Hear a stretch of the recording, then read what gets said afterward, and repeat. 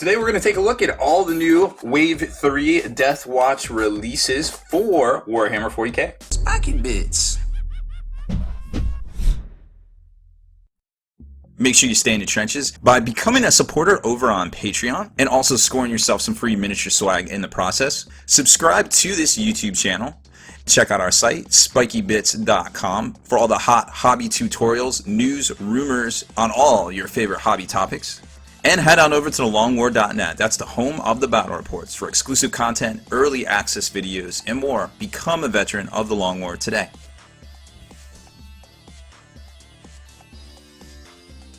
Alright, Deathwatch Maniacs, I'm Baer, and this is the final run of Deathwatch releases for Warhammer 40k. Now, we know there is also a flyer, and we did that one in a separate video, so don't even trip. Check out the separate video of that one. But these guys, there's a lot more stuff here I wanted to talk about, and of course the flyer is like it's a whole different thing, so I wanted to spend a little bit extra time on that and not have both videos drag out. So this is all the other releases. Now, we're at the end. We know something big is coming out next week with the, well, it goes on order next week for the following week, first week of September. But until we get there, we still got some great Deathwatch releases. So finally we're seeing the Kill Team, which is ambitiously priced at $35. I feel like, you know, it's again saying only something for Games Workshop is kind of crazy, but I mean, this is a great value at $35. You know, when you compare it to the normal Sternguard box, which is $50, I just don't see how you can't say that this is a value. So when you look over on the back, shows you all the, you know, all the basic stuff that you can get in here. Of course, you've got the new Infernus Heavy Bolter, which has 3 modes of fire actually, because it can fire the Hellfire shells, which are the small blast round as well. So you select it and you can fire it. You can't fire all of them, of course. And then of course you got the frag cannon, which is pretty powerful. And then you've got the Power Maul, as I like to call it, the Zombie Slayer. And then your normal, your shoddy, which has a couple modes of fire. And of course you got your special issue bolters, special issue ammunition, your super heavy thunder hammers, and the Baron Sergeant with the crazy Xeno sword. And then of course you got your black shield, which can be made into all sorts of different stuff, kind of depending on how you read the equipment there, because some people are like, ah, you can do this and oh, you can do that. Oh, and a lot of people are asking, yo, hey, what's that mat you always, you know, unbox everything on? This is actually a X-Wing miniatures mat from GameMat.eu. It's one of the 4x4s, or excuse me, the 3x3s, and it actually goes with another one next to it that has like kind of like a planet and a little this is kind of like a solar eclipse, but it's got a planet, and there's a Horsehead Nebula right here, which you can't see, it's off camera, but it's got a little planet and a little cloud and such next to it, so you can put it together and play Armada. Because I guess a lot of people are liking it for the Deathwatch release, so I've been getting a lot of comments about it, so I just wanted to drop that there. Now, back to the actual Deathwatch. Let's take a closer look at the Sprues, because we saw this with the Death Mask box set, but I just wanted to make sure everybody sees exactly what comes in here, because once you realize, you know, all the great stuff that comes in here, then you're like, whoa, what's going on, right? So you get the Heavy Thunder Hammer, which is really cool. You get 2 of those, which, you know, you can't give them the characters, you know, if you read through in the rulebook, but you can take them in a lot of different configurations. You get 2 of the new Storm Shields, and of course the Shock Maul. There's your Infernus Heavy Bolter, there's your Frag Cannon. Now remember, you can take 4 frag cannons for a squad, but it only comes with 1. I think, what is it? You got Cromlech that just came out with a great gun for it, and Pop Goes the Monkey is another great seller that's got some 3D animated or rendered bits from Shapeways as well. So then they've got they got a frag cannon over there too, which I think is it's pretty neat. You know, once you check that out. So lots of cool stuff in here, especially ammunition bolters, of course, and the other backpacks. You got your Mark 8 Aaron armor chest, and then you could add all the little accessories and things to it, kind of depending on what equipment you take. Like if you take the shot, you want the shoddy shells, you want the, you know, some other stuff right there too. And then you got all the rando shoulder pads, which are great looking for a lot of chapters. And then of course it comes with its own supply of Deathwatch shoulder pads, so you don't need to upgrade sprue. Now the upgrade sprue, you get a whole bunch of those in the Terminator kit. Now of course, continuing on this, you get your normal ration of 32mm bases, and then of course the instruction manual, which we've already pretty much seen completely from the Death Mask box, but you know, remember, it gives you everything in here. Always go through and read the instruction manual, because a lot of pieces go together in certain ways, certain arms do certain things, and it isn't like you know, even 10 years ago where you could just cut everything off the sprue and be like, yo, I got this dog. Yo, I consider myself a professional, and I don't even got it. If I did that, I would be completely lost. So always, especially, I just started, well, not started, but I put together all my overlords for Age of Sigmar, and that was quite the chore, like figuring out what leg went with what, and all of that stuff. It was pretty nuts. So I'm glad there was very concise. And GW's been really coming on strong with their instruction game too, which, you know, when you take a look at it, now not everyone comes with colored instructions, but just the way they've changed to writing them out and actually including all the pertinent information that you need is pretty good. Now, next up is the Deathwatch Terminator Squad, which is kind of like a reboxing. Like, GW is almost ingenious in this regard because they really took something that was only a couple of actual new kits. Like, you figure you got the Deathwatch Grandmaster or Watchmaster, which we're going to get to here in a second. Then you've got the actual kill team itself, which I just showed you, right? So you got that. And then, of course, you got the Corvus Blackstar, which is in a separate video. So you've got those three particular products right there, right? And then really all they actually came out with was an accessory squad, okay? So, or accessory set with the little shoulder pads and everything. So if you think about it, they got 6 releases this week, 6 last week, plus the Deathmatch box set, or Death Mask box set. That's 13 releases for only 3 new products. Like, this is a home run financially for Games Workshop because they didn't have to tool up new sprues. Basically, they got 1 sprue, the accessory sprue. They made 3 extra kits and off to the races with basically 3 to 4 weeks worth of products if you include the Death Mask. And I guess you could kind of consider Eldrad new too, and I guess Artemis because he was technically a new thing.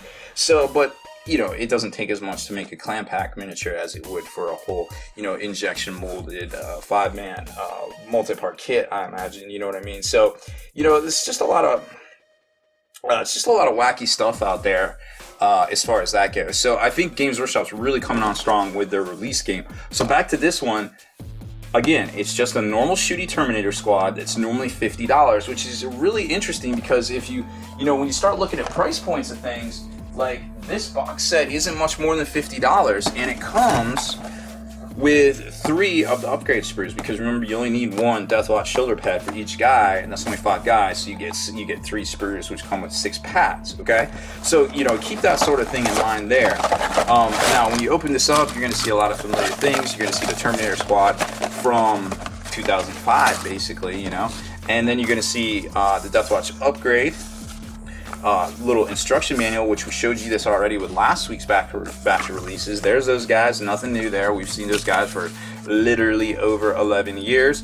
There's your 3 brand new Deathwatch sprues, right? Which Deathwatch accessory sprue, nothing new there. So if you pick up the Terminator box, you basically get enough pads to make 15 other dudes, which, you know, you could have an army for, or Space Marines, switch stuff out, use Stern Guard, etc., etc. You could even use purifier weapons or psi cannons, even if you got a lot of Grey Knights. They're pretty much the same as a fry cannon and won't cost you an arm and a leg, you know? And then right here is your 50 mil bases, no big deal.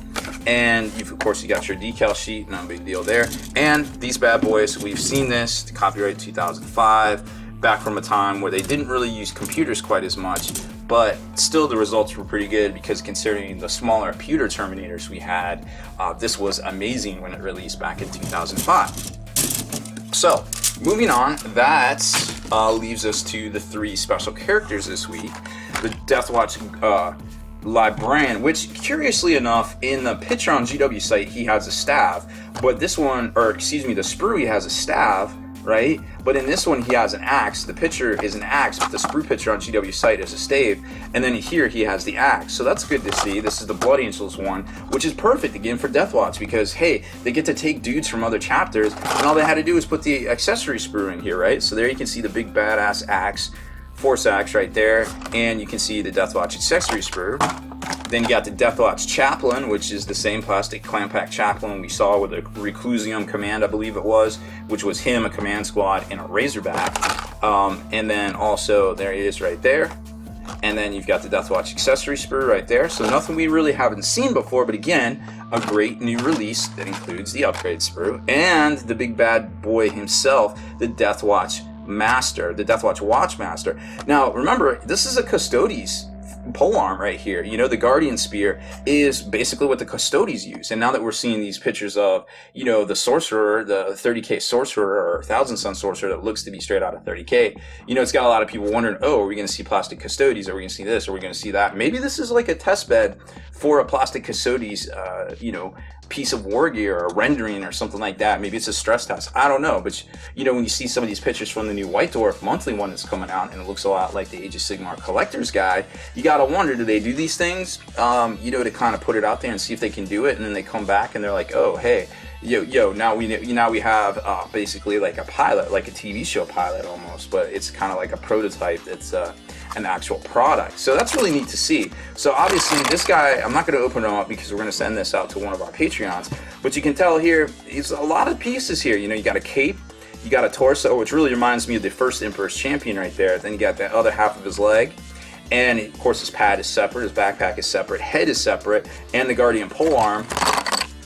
Get that little base out of there. The Guardian polearm is almost separate. It's got a piece of the little cape attached to it, but you could easily cut it off at the little arm right there, or I guess the, what do you want to call that, wrist socket, I guess. Clip it all down and boom, you've got a Guardian polearm, and it doesn't have another hand attached to it because he's basically holding it upright. So you could easily do some cool stuff with that, but I feel like you could also do the same thing with some purifiers for Grey Knights as well. But it's always cool to see something new coming out, and this guy's only 25 bucks. Again, only saying it with Games Workshop product. It's kind of weird to hear, but I mean, for the price points we're seeing, like, you just really can't draw any comparisons before, you know, back in the past. Like, you're getting all these guys for roughly the same price as what lesser things are compared to with accessory sprues. You know, you get the Kill Team for $35 when normally something like this, a Sternguard squad, would be $50.